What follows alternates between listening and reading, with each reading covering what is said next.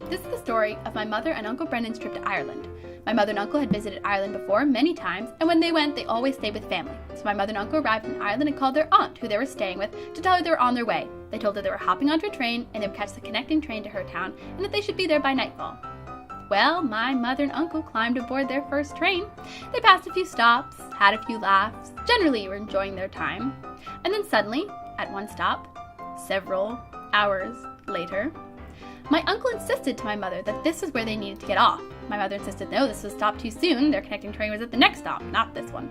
But Uncle Brendan continued insisting this was the right stop, and he made them get off. After the train had taken off and they had looked around for a bit, my uncle suddenly announced, "I don't think this is the right stop," much to my mother's frustration. They realized they would never make it in time to the next station to catch their connecting train, which had likely already taken off at this point, so they decided to spend some time in town and get a drink at the local bar.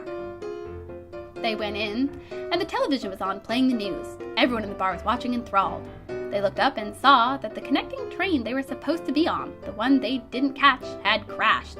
The news suspected many deaths. My mother had her heart in her mouth, but my uncle was always an optimist. He pulled out the tickets for the train that he'd had with him, held them up, and shouted, "We were supposed to be on that train!" People were eager to hear their story and to buy the lucky pair a few drinks.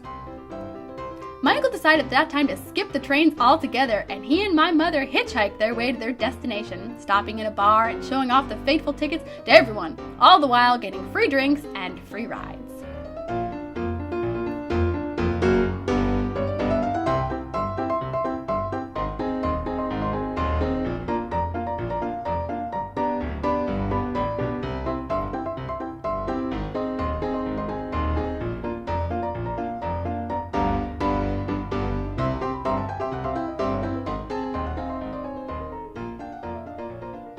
When they arrived at their aunt's house, however, they became suddenly very aware that although they had not been on the train that crashed, they had neglected to call their aunt to inform her as such.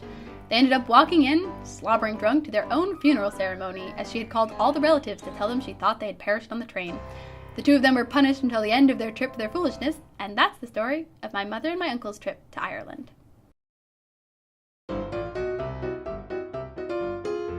Right there!